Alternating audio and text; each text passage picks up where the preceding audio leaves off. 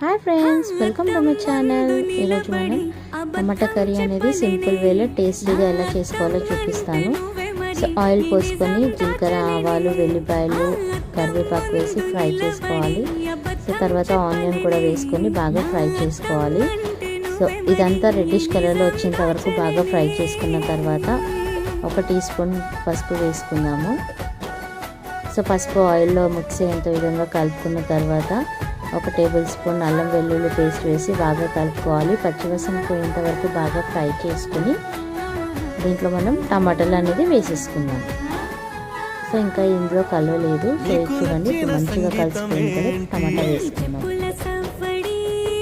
So టమాటా కూడా బాగా ఉడికిన తర్వాత మనం 1 టేబుల్ స్పూన్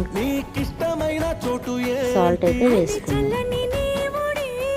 సో సాల్ట్ కూడా బాగా టమాటాలో మిక్స్ అయ్యే విధంగా కలుపుకుందాము.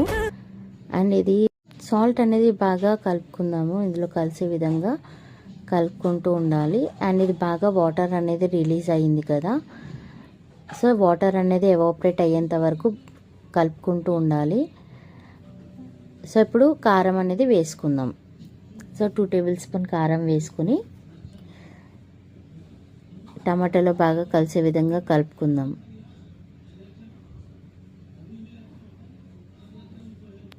ఇలా స్మాష్ చేసుకోవాలి.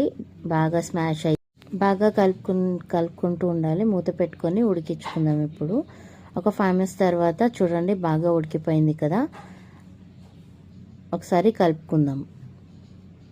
వాటర్ కూడా ఏం లేవు, బాగా ఫ్రై అయిపోయింది. సో సింపుల్ వేలో ఇలా ట్రై చేయండి, చాలా బాగుంటుంది. సో డిష్ అవుట్ చేసుకుందాం. Thank you for watching the video. Like, share, subscribe to my channel.